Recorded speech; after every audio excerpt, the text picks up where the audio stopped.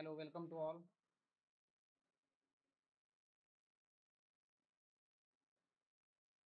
Welcome.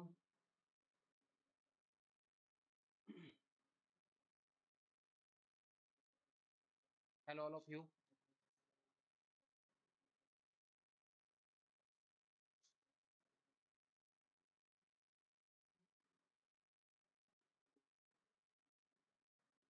Hello.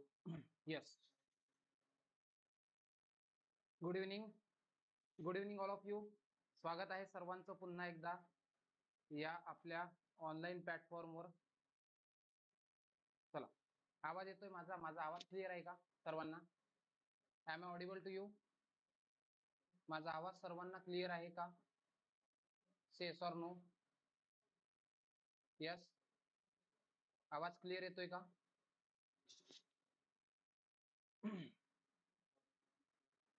ठीक आहे. मला एकदा सांगा, माझा आवाज क्लिअर आहे का? हो किंवा नाही? व्हॉइस कमी येतो आहे? व्हॉइस कमी येतो आहे? बरं, एक minute.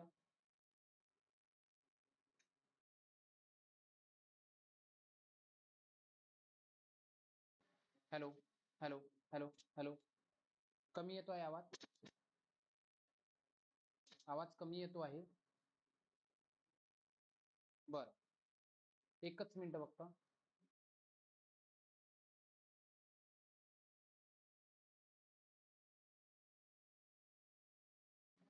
Hello hello hello hello hello. आता क्लिअर आहे का? Good evening. Good evening. आता क्लिअर आहे माझा आवाज की आवाज कमीच आहे? बरं, एक मिनिट फक्त. एक मिनिट. आता बघा व्यवस्थित. आता पण कमी आहे का? आता पण आवाज कमी येतोय? शुअर आहात तुम्ही? फार कमी आहे. 2च मिनिटं द्या फक्त. मला 2 मिनिटं द्या प्लीज. ठीक आहे, 2 मिनिटं द्या प्लीज.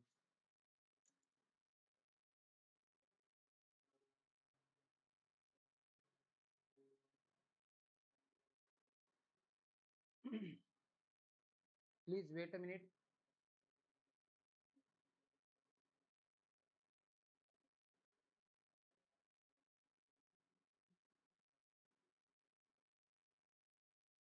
कमी आहे आवाज? बरं,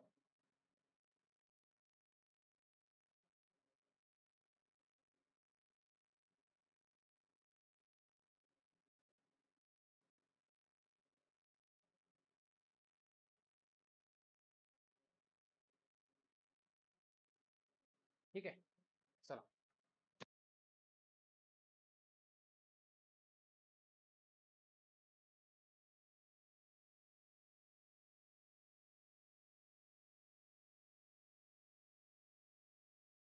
हॅलो हॅलो हॅलो.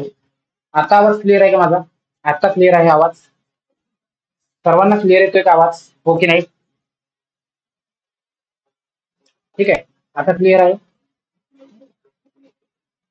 ठीक आहे. चलो. आता बोला, आवाज क्लिअर आहे का? क्लिअर आहे. चला. बघा, आता लक्ष द्या. आज आपण जो मुद्दा शिकतोय, आता सर्वात महत्वाचा की हा मुद्दा आहे कुठे कुठे, हा आरटीआय कायदा कुठे कुठे आहे. तर सर्वात प्रथम जी तुमची संयुक्त गट ब आणि क ही जी परीक्षा आहे, मुख्य परीक्षा, या मुख्य परीक्षेला, ठीक आहे, त्यानंतर आता अलीकडे एक मोठी भरती आली आहे. त्या भरतीचं नाव काय आहे? कल्याण डोंबिवली. जर तुम्ही कल्याण डोंबिवली ही महानगरपालिकेची, मनपाची भरती जर तुम्ही बघितली असेल, तर या मनपा भरतीमध्ये तुम्हाला कंपल्सरी काय आहे? 2 कायदे आहेत. सर्वांनी फॉर्म भरायचे बरं. अशा मध्ये मध्ये ज्या भरती येतात ना, त्या भरतीचे सर्वांनी फॉर्म भरायचे. आणि आरटीआय, ठीक आहे, आणि आरटीएस असे 2 कायदे आहेत. आरटीआय कायदा आहे 2015चा आणि आरटीएस अधिनियम आहे तर 2005चा आणि आरटीएस आहे 2015चा. हे 2 कायदे आहेत. राईट टू इन्फॉर्मेशन ऍक्ट आणि राईट टू सर्व्हिसेस ऍक्ट. ज्यांनी ज्यांनी याचा फॉर्म भरला नसेल त्यांनी सर्वांनी भरून द्या. ठीक आहे. आता एक लक्षात ठेवा, कायदा हा घटक शिकत असताना सर्वात पहिले कायद्याची अंडरस्टँडिंग तुमच्याकडे असली पाहिजे. कायदा काय आहे? आता ज्या विद्यार्थ्यांना, ठीक आहे, मेन्स साठी ब आणि क यासाठी आणि कल्याण डोंबिवलीसाठी करायचं आहे. त्यांच्यासाठी आपण एक कायदे बॅच घेऊन आलो मध्ये.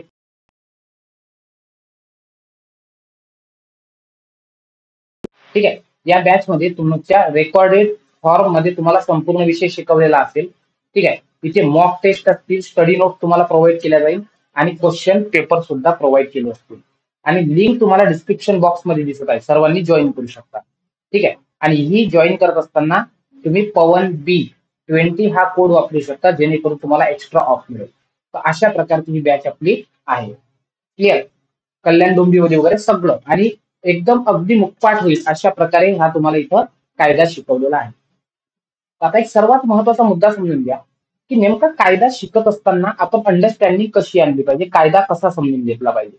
तर मी एक तुम्हाला एक उदाहरण देतो कायदा समजण्यासाठी. ठीक आहे. आपण कायदा शिकतोय ज्याचं नाव आहे माहिती अधिकार अधिनियम. आणि जेव्हा आपण कायदा शिकतोय तेव्हा कायदा शिकत असताना सर्वात महत्वाचं असतं की त्या कायद्याचा तुम्हाला बेस कळाला पाहिजे. त्या कायद्याचा तुम्हाला काय समजला पाहिजे, बेस. ठीक आहे. आता हा कायदा समजून घेण्यासाठी मी तुम्हाला एक सांगतो. ठीक आहे. येस येस, भरता येईल माधुरी. ओके, माधुरी भरता येईल बिलकुल. तर बघा आता लक्ष द्या. एक बाळ आहे बाळांनो. हा कायदा बघा मी तुम्हाला समजून सांगतो. हा एक बाळ आहे. ठीक आहे. बाळ आहे छोटस. आणि तुमच्या घरी ना, तुमच्या घरी पोहे केले आहेत. खायला पोहे केले आहेत. तर बघा आता आपल्या घरी काय केलं, इथं हे बाळाला पाहिजे आहेत पोहे. हे केले पाहुण्यांसाठी पोहे. हे पोहे कसे केले आपण, तिखट केले आहेत. तो बाळाला हे देऊ शकत नाही आपण. एक आहे पोह्यांमध्ये आपण मिरची टाकून केले आहे, मिरची टाकून. आणि एक आहे ते सपक केले आहे. सपक म्हणजे त्या ठिकाणी आपण त्यामध्ये जास्त तिखट वगैरे केले नाही आहेत. अशा 3 प्रकारचे डिश आहेत.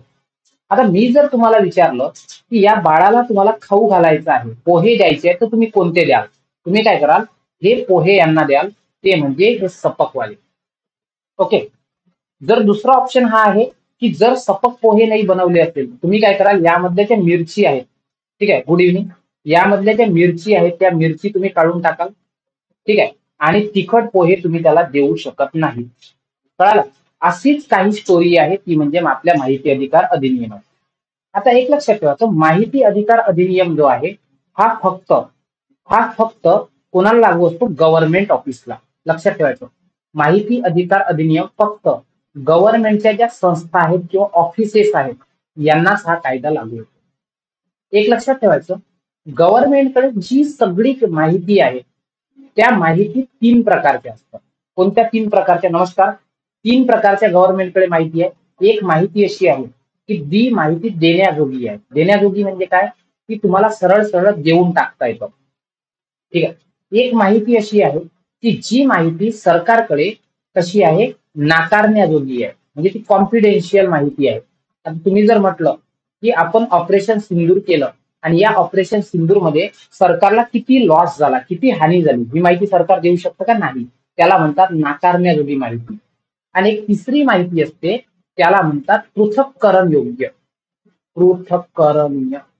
आणि पृथक्करणीय या शब्दाचा अर्थ काय होतो, याचा अर्थ होतो की अर्धी देण्यासारखी आहे, अर्धी न देण्यासारखी आहे. याला म्हणतात सेव्हेरॅबिलिटी. काय म्हणतात? सेव्हेरॅबिलिटी म्हणतात. व्यवस्थित लक्ष द्या.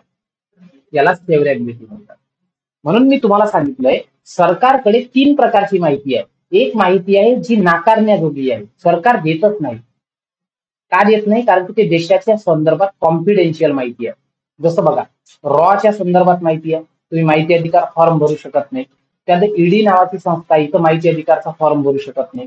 त्याच्यानंतर इंटेलिजन्स ब्युरो आहे, याच्या संदर्भात तुम्ही माहिती भरू शकत नाही. याची माहिती मागू शकत नाही. या इन्स्टिट्यूटमध्ये तुम्ही आरटीआयचा अर्ज भरू शकत नाही. एक माहिती आहे जी 100% देण्याजोगी आहे. फॉर एक्झाम्पल, तुम्ही तुमच्या ग्रामपंचायतमध्ये अर्ज भरला, की काय अर्ज भरला की साहेब आम्हाला काय पाहिजे, आपल्या गावच्या ग्रामपंचायतला यावर्षी किती निधी मिळाला ही माहिती देण्यात यावी. तो देण्याजोगी माहिती. आणि एक माहिती असते जी माहिती 50-50 असते. 50-50 म्हणजे काय, यापैकी 50% माहिती हे देण्याजोगी आहे आणि 50% माहिती जी आहे ही नाकारण्याजोगी. नाकारण्याजोगी. लक्षात ठेवायचं. आपल्याकडे इंटरेस्टिंग उदाहरणं आहेत जेणेकरून तुम्हाला देता येईल. मग आपण काय करतो, देण्याजोगी माहिती हे आरटीआय अंतर्गत देऊन देतो आणि नाकारण्याजोगी माहिती आपण नाकारतो. तो सरकारकडे 3 प्रकारचा डेटा असतो. पण आपला आरटीआय कायदा काय म्हणतो, आयोग म्हणा किंवा कोणती संस्था यावर प्रश्न विचारतो. आपला आरटीआय कायदा काय म्हणतो बघा, की अशी माहिती, जी माहिती संसदेला, बघा व्यवस्थित लक्ष द्या मी काय सांगतोय, जी माहिती संसदेला किंवा राज्य विधिमंडळाला राज्य विधिमंडळाला नाकारता येत नाही. काय करता येत नाही, नाकारता येत नाही. ती माहिती सर्वसामान्य लोकांना द्यावी. काय करावं, ती माहिती सर्वसामान्य जनतेला द्यावी. आलंय का लक्षात? म्हणजे बघा, आरटीआय कायद्यानं तुम्हाला काय आहे, ठीक आहे, आरटीआय कायद्यानं तुम्हाला संसदे इतकं पॉवरफुल बनवलंय. म्हणजे संसदेनं जर एखादी माहिती मागवली असेल गव्हर्नमेंट कडून आणि ती माहिती ज्याप्रमाणे संसदेला द्यावी लागते त्याप्रमाणे प्रत्येक व्यक्तीला ती माहिती दिल्या गेली पाहिजे, अशा प्रकारचा हा कायदा आहे. ठीक आहे, ज्याला म्हणतात माहिती अधिकार अधिनियम. म्हणजे या कायद्यानं तुम्हाला किती पॉवरफुल बनवलंय, संसदे इतकं पॉवरफुल बनवलंय पुराण. पण लक्षात ठेवायची, गव्हर्नमेंटची सर्व माहिती मिळवता येते का, नाही. माहिती कोणती मिळवता येते गव्हर्नमेंटची, अशी माहिती जी देण्याजोगी आहे. आय रिपीट, गव्हर्नमेंटची सर्वच्या सर्व माहिती तुम्हाला मागवता येत नाही, फक्त देण्याजोगी म्हणजे लोकांना माहिती देण्याजोगी माहिती द्यावी लागते, असा प्रकारचा हा कायदा आहे. आता प्रश्न हा पडायला पाहिजे की सर भारतात हा कायदा आला कुठून. ठीक आहे, तर एक कंडिशन सांगतो, व्यवस्थित समजून घ्या, भारतात या कायद्याची कंडिशन आली कुठून. हा कायदा असा आला, एक देश आहे ज्याचं नाव आहे स्वीडन. लक्षात ठेवायचं, स्वीडन नावाचा देश आहे. या स्वीडन नावाच्या देशानं काय केलं, एक कायदा केला, ज्या कायद्याचं नाव होतं, आपण समजू, माहिती अधिकाराचा कायदा. ठीक आहे, माहिती अधिकार अधिनियम असं त्यांनी त्यांच्या भाषेत केला असेल, आपण समजू त्याला माहिती अधिकार अधिनियम. ओके, असा कायदा केला त्यांच्या देशात त्यांनी, स्वीडनमध्ये हा कायदा त्यांनी केला. ठीक आहे, आता स्वीडननं हा कायदा केला, तर स्वीडन हा जगातला पहिला देश आहे ज्यानं माहिती अधिकाराचा कायदा केला. जगात काय झालं, जगात सर्वीकडे चर्चा होऊ लागली की असा कायदा असावा, असा कायदा असावा. जगात संपूर्णपणे चर्चा चालू होती, कारण स्वीडननं हा जो कायदा केला, हा कधी केला, 1766 ला. ठीक आहे, आणि जगात जवळपास जर तुम्ही बघितलं तर 1990 पर्यंत, बाळांनो आय रिपीट, 1990 पर्यंत आपल्या देशात असे कायदे नव्हते. ठीक आहे, समजलं का, जगात याचा प्रसार झाला नव्हता 1990 पर्यंत. ठीक आहे, आणि मग काय झालंय, मग जगात 2 संस्था आहेत ज्यांचं नाव आहे IMF, तुम्ही नाव ऐकलं असेल, इंटरनॅशनल मॉनिटरी फंड, आणि एक आहे जिचं नाव आहे IBRD. IBRD म्हणजे काय, international bank for reconstruction and development, जिला तुम्ही वर्ल्ड बँक म्हणता. या बँकांनी काय केलं, एक अनिवार्यता दाखवली. अनिवार्यता म्हणजे काय, कंपल्सरी केलं आणि सांगितलं की आम्ही तेव्हाच देशांना मदत करू, आम्ही देशांना तेव्हाच फंड देऊ, जेव्हा काय होईल, जेव्हा देश हे काय करतील, त्यांच्या देशात आरटीआय सारखा कायदा करतील. नाही तर पाकिस्तान सारखं होईल ना बाळांनो. पाकिस्तानमध्ये बघा तुम्ही काय आहे, पाकिस्तानमध्ये त्यांना IMF IBRD कर्ज देते विकासासाठी, आणि त्याच्यातून ते काय करतात, ठीक आहे, त्यातून ते काय करतात, आतंकवाद करतात. असं होऊ नये म्हणून 1990 नंतर काय झालं, संपूर्ण जगात प्रसार झाला. म्हणून तुम्हाला असं दिसेल, ठीक आहे, असं दिसेल की 1990 नंतर, ठीक आहे, संपूर्ण जगात आरटीआय कायद्याचा प्रसार झाला. येते का लक्षात, तर अशा प्रकारची कंडिशन दिसतो. मग आता सर मला एक सांगा, हे झालं इथली कंडिशन, भारतात कुठून आला, भारतात आरटीआय सारखा कायदा कुठून आला. आय रिपीट, बघा, ज्यांना आरटीएस कायदे माझ्याकडून शिकायचे असतील त्यांच्यासाठी आपण बॅच लॉन्च केली आहे. ही बॅच फक्त तुम्हाला 299 मध्ये अवेलेबल आहे. कितीमध्ये, 299 मध्ये अवेलेबल आहे. आणि यातही जर तुम्ही माझा कुपन कोड वापरत असाल तर तुम्हाला 20% एक्स्ट्रा ऑफ मिळेल. 20% एक्स्ट्रा ऑफ मिळेल, तर तुम्ही ही बॅच जॉईन करू शकता. या बॅच मध्ये तुमचं दोन्ही कायदे, आरटीआय कायदा आणि आरटीएस, हे दोन्ही कायदे 100% पाठ करून देण्याची जबाबदारी माझी असते. क्लिअर, ठीक आहे. मग बघा, आपण कायदा शिकतोय माहिती अधिकार अधिनियम. मग आता 1990 नंतर संपूर्ण जगात काय होतं, संपूर्ण जगात याचा काय होतं, प्रसार. आणि एक लक्षात घ्या, कोणालाही बॅच खरेदीच्या संदर्भात कोणताही प्रॉब्लेम असेल तर मला 9881744762 या नंबरला मेसेज करू शकता, किंवा आपलं टेलिग्राम चॅनल आहे ठीक आहे पवन पवन BMPST नावाचं हे चॅनल तुम्ही जॉईन करू शकता. ठीक आहे, झालं. आता एक गुड इव्हनिंग. आता मुद्दा समजून घ्या की भारतात ही कंडिशन आली कुठून. लक्षात ठेवायचं, भारतात ही कंडिशन येते इथून. लक्षात घ्यायचं, भारतात जी राजवट होती, ज्याला आपण काय म्हणतो इंग्रजी राजवट, ब्रिटिशांची सत्ता होती, इंग्रजी सत्ता होती. आणि या इंग्रजी सत्तेमध्ये ठीक आहे, ज्या ज्या पोरांनी कल्याण डोंबिवली महानगरपालिकेचा फॉर्म भरला नसेल त्यांनी भरून घ्या. चांगल्या पोस्ट आहेत, अकाउंटंटच्या पोस्ट आहेत, त्याच्यानंतर क्लरिकलच्या पोस्ट आहेत, असे फॉर्म अप्लाय करत राहायचे बरं, मध्ये मध्ये हाही अभ्यास करायचा. ठीक आहे. तो इंग्रजी सत्ता होती, ते इंग्रज जे होते ना हे लबाड लोक होते. यांनी आपल्या देशात फक्त एकच गोष्ट केली, काय, लॉ अँड ऑर्डर सांभाळणे, लॉ अँड ऑर्डर सांभाळणे. आणि या लॉ अँड ऑर्डर मध्ये काय करायचे इंग्रज, काय करायचे, आपला कारभार जो आहे हे गुप्तता ठेवायची. आपल्या कार्यालयीन कामात हे गुप्तता ठेवत होतं. ठीक आहे, गुप्तता ठेवत होतं म्हणजे काय होतं, हे जे आपल्या कार्यालयातलं कामकाज आहे, म्हणजे गव्हर्नमेंटच्या ऑफिसमध्ये ज्याला आपण काय म्हणतोय कार्यालयीन कामकाज, हे कामकाज कसं असायचं, हे असायचं गुप्त. कारण की चोर असतो, चोरीचा मामला, तर ते काय करावं लागतं, गुप्त ठेवावं लागतं. म्हणून यांनी काय केलं होतं, भारतात एक कायदा केला होता, ज्या कायद्याचं नाव काय होतं, ज्या कायद्याचं नाव होतं कार्यालयीन गुप्तता अधिनियम. काय नाव होतं, कार्यालयीन गुप्तता अधिनियम. आणि हा जो कार्यालयीन गुप्तता अधिनियम होता, हा अधिनियम आहे बाळांनो 1923चा, इंग्रजांनी केलेला कायदा आहे. हा कायदा काय म्हणतोय, हा कायदा म्हणतोय की कार्यालयात जेवढी माहिती आहे, गव्हर्नमेंट ऑफिसमध्ये जे जे सर्व माहिती आहे, ही सर्व माहिती काय करावी, गुप्त ठेवावी. ठीक आहे, गव्हर्नमेंट ऑफिसची जी माहिती आहे ही माहिती काय करावी, ही सर्व माहिती ही गुप्त ठेवावी, म्हणजे जनतेला देऊ नये. मग आता प्रश्न हा पडायला पाहिजे की सर हा कायदा इंग्रजांनी का केला, तर त्यांचे जे भ्रष्टाचार आहे, त्यांनी जे भारताची पिळवणूक केली, हे कोणाच्याही लक्षात येऊ नये यासाठी. हेच नाही तर इंग्रजांच्या काळात भारतात 3 कायदे होते, जे कायदे काय करायचे, जे ऑफिशियल आहेत, ऑफिशियल काम, ऑफिसेस यांचं काम गुप्त ठेवायचे. त्यामध्ये कोणकोणता कायदा होता, नंबर 1 सर्वात पहिला कायदा तो होता ऑफिशियल, ठीक आहे, ऑफिशियल सिक्रेट ऍक्ट. या कायद्यात आपल्याला पूर्ण काम आहे, पहिले पार्श्वभूमी समजून घ्या. Official secret act 1923. नंबर 2 दुसरा महत्वाचा मुद्दा, एक कायदा होता जुना, ज्याला म्हणतात इंडियन एव्हिडन्स ऍक्ट. आता हा कायदा नाही, आता हा कायदा नाही, लक्षात ठेवायचा, इंडियन एव्हिडन्स ऍक्ट. ठीक आहे. आणि हा कायदा कधीचा होता, हा कायदा होता ज्याला आपण म्हणतोय म्हणजे आता तो चेंज झाला, हा 2023चा झाला आता. ठीक आहे.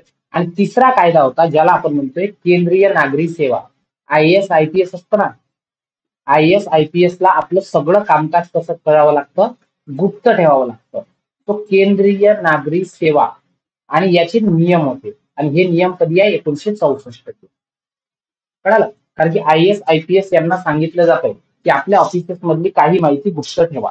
तो अशा प्रकारचा हे भारतात होतं गुप्तता. आता एक लक्षात ठेवायची, ही गुप्तता पाळत असताना भारतात काय होतंय, लक्षात ठेवायचं, भारतात काय होतं, एक लाट येते 1990 नंतर, आणि म्हणतंय की भारतासारख्या देशामध्ये आम्हाला RTI पाहिजे. आणि या RTI ची सुरुवात कुठून झाली याचं मला तुम्हाला सांगायचं आहे. ठीक आहे, RTI ची सुरुवात कुठून झाली, तर लक्षात ठेवायचं, एक श्री कुलवार होते, श्री कुलवार. ठीक आहे, श्री कुलवार. या श्री कुलवारनं काय केलं होतं, जयपूर महानगरपालिका जी आहे, या जयपूर महानगरपालिकेच्या विरोधात केली केस.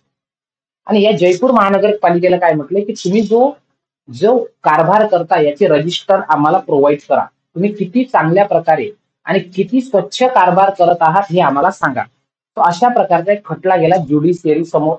ठीक आहे. आणि हे केस कधी जाते, हे केस जाते 1986 ला, कधी 1986 ला. आणि या केसमध्ये ठीक आहे, जे आपलं सुप्रीम कोर्ट आहे, ज्याला SC म्हणतो, SCनं एक निकाल दिला. आणि सर्वोच्च न्यायालय काय म्हणतंय, प्रत्येक व्यक्तीला, म्हणजे प्रत्येक भारतीय व्यक्तीला, प्रत्येक भारतीय व्यक्तीला काय आहे, ठीक आहे, आपल्या संविधानाचं जे आर्टिकल आहे, आर्टिकल 19(1)(a) अंतर्गत काय आहे, माहितीचा अधिकार आहे. बघा लक्ष द्या. मग हा प्रश्न नेहमी विचारला जातो, हा मेन्सला येतोच. आता ग्रुप सी मेन्सला तुम्ही पण असाल, ठीक आहे, त्यावेळेस त्याचं काम पडेल तुम्हाला, ठीक आहे. तर ग्रुप बी ग्रुप सीच्या मेन्सला किंवा कल्याण डोंबिवलीला तर प्रत्येक व्यक्तीला 19(1)(a) अंतर्गत माहितीचा अधिकार आहे. म्हणजे आपल्या संविधानात जे आर्टिकल आहे 19(1)(a) याच्या अंतर्गत प्रत्येक व्यक्तीला माहितीचा अधिकार आहे. ठीक आहे. म्हणजे जोपर्यंत भारतात माहिती अधिकार अधिनियम नव्हता तोपर्यंत माहितीचा अधिकार हा तुमचा फंडामेंटल राईट होता 19(1) नुसार. आणि आयोगानं हा प्रश्न कितीतरी वेळा विचारला की 19(1)(a) हा माहितीचा अधिकार आहे का. ठीक आहे, कळालं का. सो अशा प्रकारे. ओके. आणि मग वेगवेगळ्या काय झालं, वेगवेगळ्या संघटना आल्या आणि या संघटनांनी याला काय केला, सपोर्ट केला. आता मला तुम्हाला एक केस समजून सांगायची आहे जी करंट मध्ये आहे. मला सांगा इथपर्यंत कळतंय का सर्वांना, कळतंय का. माहितीचा अधिकार कसा वर्क करते सांगितलं. गव्हर्नमेंटमध्ये 100% माहिती कोणालाच मिळवता येत नाही. काही माहिती नाकारण्याजोगी असते, काही देण्याजोगी, काही अर्धी अर्धी करून देण्याजोगी असते. कळलं. हे बेसिक समजलं की कायदा तुम्हाला व्यवस्थित कळेल. आता सर्वात महत्वाचा मुद्दा हा आहे की सर भारतात हा जो कायदा येतोय याची नेमकी पार्श्वभूमी काय आहे, याचं बॅकग्राऊंड काय आहे. तर याचं बॅकग्राऊंड चालू होतं बाळांनो, ते म्हणजे कुठे 1994ला. व्यवस्थित लक्षात घ्या. 1994ला काय झालं, ठीक आहे, 1994ला आपल्या देशात काय झालं, राजस्थान नावाचं स्टेट आहे, राजस्थान. या राजस्थानमध्ये पडला दुष्काळ. राजस्थानमध्ये दुष्काळ पडला 1994ला. ठीक आहे. आणि हा जो दुष्काळ पडला या दुष्काळमध्ये जसं हे असते ना रोजगार हमी, तर सरकारनं काय केलं, दुष्काळात दरम्यान इथे एक रोजगार हमी योजना राबवली. ठीक आहे. आणि ही जी रोजगार हमी योजना राबवली तर नावाप्रमाणे तुम्हाला माहित आहे रोजगार हमी अर्ध्यात तुम्ही अर्ध्यात आम्ही, म्हणजे अर्धा पैसा सरकार खातं आणि अर्धा लोकांपर्यंत देतो, अशा प्रकारची ही योजना राबवल्या गेली.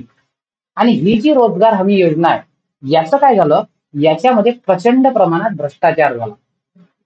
काय होतंय, प्रचंड प्रमाणात भ्रष्टाचार झाला आणि अपारदर्शकता होती. अपारदर्शकता म्हणजे काय, इथं ट्रान्सपरन्सी कोणत्याच प्रकारची नव्हती. मग तिथं ना एक संघटना होती ज्याच्यावर नेहमी प्रश्न विचारला जातो बाळांनो, संघटनेचं नाव लक्षात घ्या. ज्या संघटनेचं नाव होतं MKSS, मजदूर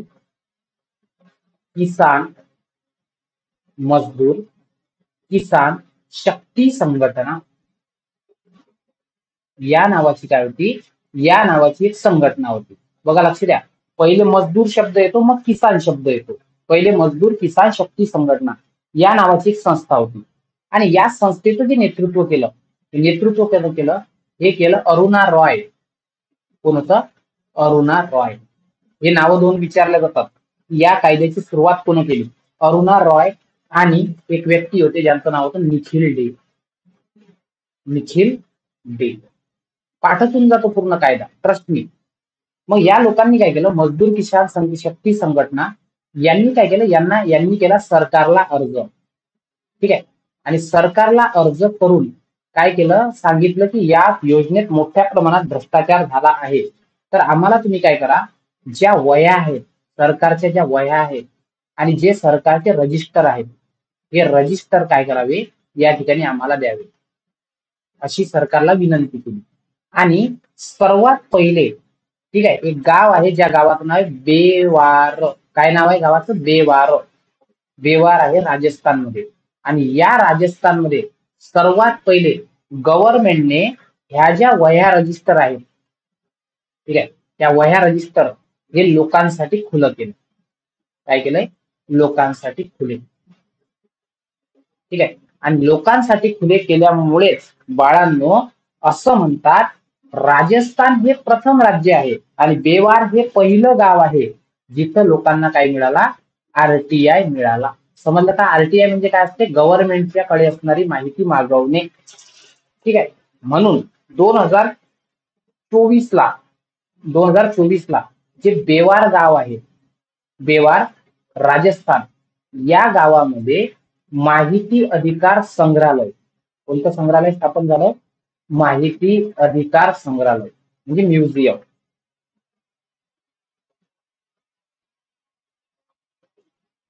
ठीक आहे. तर अशा प्रकारचं हे संग्रहालय तिथं स्थापन झालं. कळतंय का तुम्हाला? कळालं का?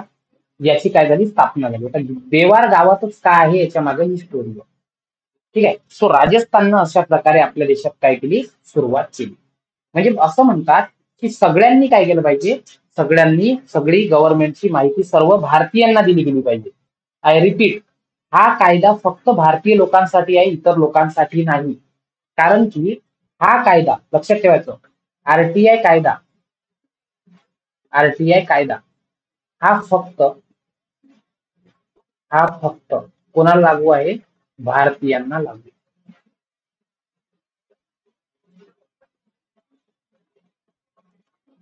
कोणाला लागू आहे? फक्त भारतीय लोकांना लागू आहे. का बरं? त्याचं कारण समजून घ्या.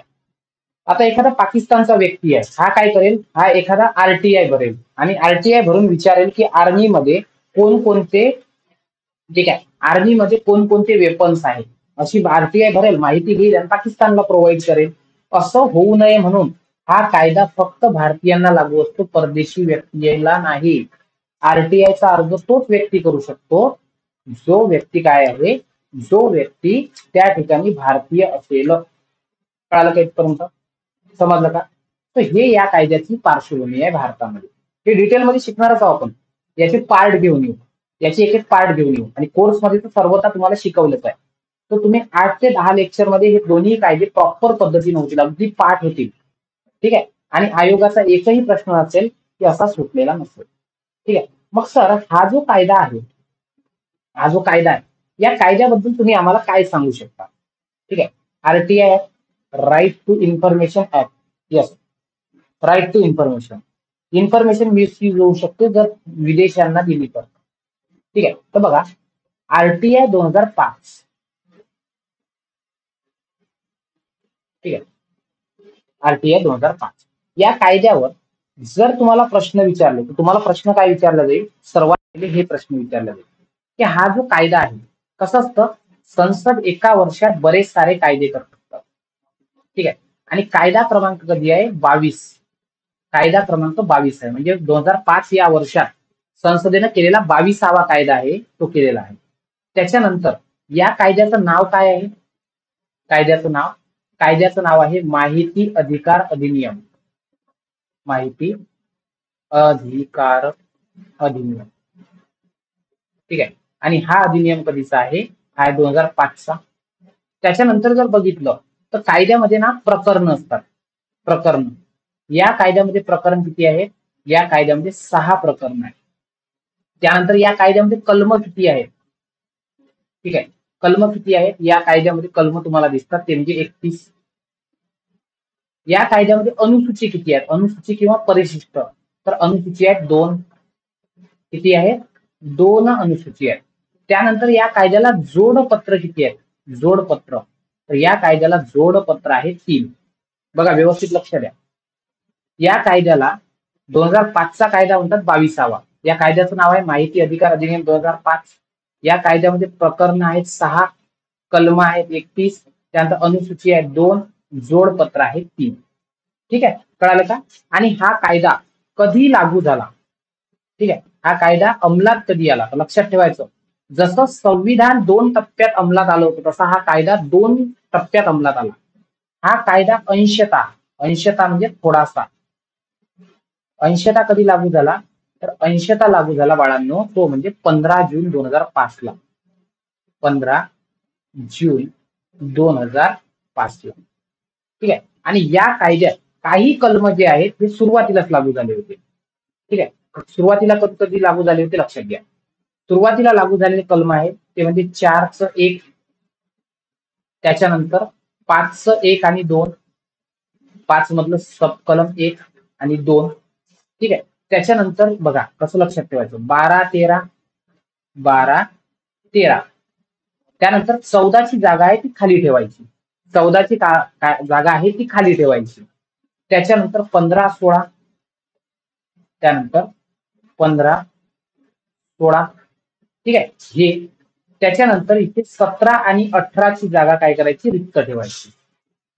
कळलं? 17 आणि 18ची जागा रिक्त ठेवायची.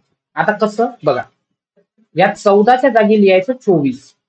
14च्या जागी काय लिहायचं, 24. ठीक आहे. 17च्या जागी लिहायचं 27 आणि 18च्या जागी लिहायचं 28. असे जे आहेत 4 आणि 3 7 आणि 3 10 कलम. ठीक आहे, म्हणजे 9 कलम आहेत ते. असे 9 कलम जे आहेत, हे 9 कलम काय झाले, हे सुरुवातीला लागू झाले 15/6 आणि या कायद्यात सरळ सांगितलं आहे की उर्वरित जो कायदा आहे, उर्वरित कायदा हा किती दिवसांना लागू होईल, हा 120 दिवसांना लागू होईल. कधी, 120 दिवसाने लागू होईल. ओके. आणि 120 दिवस कधी होतात बाळांनो, ते होतात 12 ऑक्टोबरला. 12 ऑक्टोबर 2005 ला. ठीक आहे, उर्वरित कायदा. आणि उर्वरित कायदा लागला 12 ऑक्टोबरला. आता हे कसं लक्षात ठेवायचं, 12 एप्रिल नाही 12 ऑक्टोबर. ठीक आहे, कसं कसं लक्षात ठेवायचं बघा, मला सांगा, कायदा अंशतः कधी लागू झाला, अंशतः. ठीक आहे, मला सांगा पर्यावरण दिन कधी असतो, पर्यावरण दिन कधी असतो, 5 जूनला. 5 जूनला काय करायचं, 15 जून करायचं. बघा लक्ष द्या, 5 जूनला असतो ना, तर 5 जूनला करायचं 15 जून. समजलं? आणि इथून 120 दिवस, गांधी जयंती कधी असते, मला सांगा, गांधी जयंती कधी असते बाळांनो, 2 ऑक्टोबरला. या 2 ऑक्टोबर आणखी एक लिहायचा 12 ऑक्टोबरला. आलंय का लक्षात, कळालं? हा कायदा, उर्वरित कायदा किती दिवसानं लागू होईल, यस, उर्वरित कायदा किती दिवसाने लागू होईल, तर तो लागू होईल 120 दिवसांनी. किती, 120 दिवस. चला बोला, मला सांगा हा मुद्दा कळाला का, पाठ होतोय का, पाठ होतोय. ठीक आहे, समजलं का, पाठ होतोय का. तर अशा प्रकारे हा कायदा आहे. मग सर या कायद्यामध्ये 2 अनुसूच्या कोणत्या आहेत, कोणत्या 2 अनुसूच्या आहेत, तर बघा, अनुसूची 1 जी आहे, या अनुसूची 1 मध्ये काय आहे, जे माहिती अधिकार आयोग असतात, त्याचे जे आयुक्त असतात, त्या आयुक्तांच्या शपथा जी आहेत, शपथ या दिल्या आहेत अनुसूची 1 मध्ये. आणि या कायद्याची जी अनुसूची 2 आहे, या अनुसूची 2 मध्ये तुम्हाला काय दिसतंय, विवक्षित संघटना, याला काय म्हणतात, ठीक आहे, याला म्हणतात गुप्त वार्ता व सुरक्षा संघटना. लक्षात ठेवायचं, अनुसूचित 2 मध्ये ज्या संघटना आहेत त्यांना काय म्हणतात, गुप्त वार्ता, म्हणजे सरकारला इंटेलिजंट माहिती देणाऱ्या गुप्त वार्ता व सुरक्षा संघटना. सुरक्षा संघटना म्हणजे काय बाळांनो, सुरक्षा संघटना म्हणजे अशा संघटना की ज्यांना माहिती अधिकार कायदा लागू होत नाही. लक्षात ठेवायचं, या संघटना, ज्या संघटनेचं नाव इथं टाकलेलं असतं, त्यांना आरटीआय काय होत नाही, लागू होत नाही. सर्वात महत्वाचा मुद्दा आहे. म्हणून आयबी, रॉ, आता अलीकडे सर्टिन नावाची संस्था टाकली, या संस्था ह्या अनुसूचित 2 मध्ये आहे. मग तुम्हाला विचारतात की गुप्त वार्ता व सुरक्षा संघटनांची यादी कुठं दिली आहे, तर काय सांगायची, यांची यादी दिली आहे ती म्हणजे, यस, कुठं दिली आहे, यादी दिली आहे ती म्हणजे अनुसूचित 2 मध्ये, ज्यांना आरटीआय कायदा लागू होत नाही. क्लिअर. मग सर जोडपत्र किती आहेत, जोडपत्र, तर जोडपत्र 3 आहेत बाळांनो या कायद्याला. कोणती आहेत बघा, सर्वात पहिले तुम्ही आरटीआयचा जो कायदा भरता, ठीक आहे, मग आरटीआयचा जेव्हा अर्ज भरावा लागतो, त्या अर्जाचा काय असतो, एक नमुना अर्ज असतो. ठीक आहे, आणि आरटीआय कायद्याचा नमुना अर्ज हा कुठं आहे, 1 मध्ये दिलाय. त्याच्यानंतर जर तुम्हाला माहिती अधिकार ची माहिती जर एखाद्या अधिकाऱ्याने व्यवस्थित दिली नाही, चुकीची दिली किंवा नाकारली, तर तुम्ही काय करता, प्रथम अपील करता त्याच्या वरिष्ठाकडे. सो प्रथम अपीलाचा नमुना जो आहे हा परिशिष्ट जोडपत्र 2 मध्ये दिलाय, आणि आयोगाकडे तुम्ही काय करता, दुसरं अपील करता, ज्याला म्हणतात द्वितीय अपील. तर द्वितीय अपीलाचा नमुना जो आहे, हा नमुना तुम्हाला कुठं दिसतोय, हा दिसतोय या ठिकाणी. कळतंय का तुम्हाला, समजतंय का. ही झाली कायद्याची प्रारंभिक माहिती. आय रिपीट, बघा, एमपीएससी कंबाईन बीसी सरळ सेवा, त्यानंतर कल्याण डोंबिवली महानगरपालिका आणि इतर कोणत्याही सरळ सेवेला जे तुम्हाला 2 कायदे आहेत, आरटीआय कायदा, राईट टू इन्फॉर्मेशन, आणि आरटीएस कायदा, याची बॅच आपण लॉन्च केली आहे. जी बॅच तुम्हाला ओनली, ठीक आहे, कितीला अवेलेबल आहे, 299 ओनलीला अवेलेबल आहे, 299. ठीक आहे, यामध्येही तुम्ही पवन B20 हा कोड जर वापरत असाल तुम्हाला 20% डिस्काउंट मिळेल. लक्षात ठेवा, या कोर्सच्या संदर्भात कोणतीही जर अडचण आली तर तुम्ही मला 9881744762 वर कॉल करू शकता किंवा माझं टेलिग्राम चॅनल जॉईन करू शकता. ठीक आहे. माहिती अधिकार कायद्याच्या संदर्भात सर्वात पहिले सांगितलं, हा कायदा कोणती माहिती देते, कोणती माहिती देत नाही. म्हणून तुम्हाला सांगितलंय, जी माहिती नाकारण्याजोगी आहे त्याची यादी कुठं दिली असते, त्या संघटनांची यादी कुठं दिली असते, तर ती दिली असते अनुसूची 2 मध्ये. कुठे? अनुसूची 2. आणि अनुसूची 2चं काय हेडिंग आहे, ते आहे गुप्त वार्ता व सुरक्षा संघटना व सुरक्षा संघटना. क्लिअर झाले? सो अशी पण एक रूल केला आहे की जी माहिती संसदेला किंवा राज्य विधिमंडळाला नाकारता येते ती सगळी माहिती देण्यात यावी. त्यानंतर बघितलं स्वीडन. ठीक आहे, स्वीडन हा पहिला देश आहे ज्यानं माहिती अधिकाराचा कायदा केला. स्वीडन बिकेम पहिला देश, फर्स्ट कंट्री ज्यानं हा कायदा केला 1766. ठीक आहे. आणि 1990 नंतर हळूहळू वाढाला. आणि भारतात काय कंडिशन होती, भारतात असे कायदे होते की जे माहिती नाकारत होते आणि त्याच्या 360 डिग्री मध्ये अगदी अपोजिट कायदा जो केला आपण, तर तो कायदा केला. आणि त्याच्या मागे सर्वोच्च न्यायालयाचा निकाल आहे. सर्वोच्च न्यायालयानं काय सांगितलं, आर्टिकल 19(1)(अ) मध्ये प्रत्येक व्यक्तीला काय आहे, माहितीचं स्वातंत्र्य आहे. ठीक आहे. पार्श्वभूमी कुठून आली, मजदूर किसान शक्ती संघटन, अरुणा रॉय आणि निखिल भेट. आणि गाव कोणतं होतं, बेवार. आणि हा कायदा फक्त भारतीयांना लागू होतो. ठीक आहे.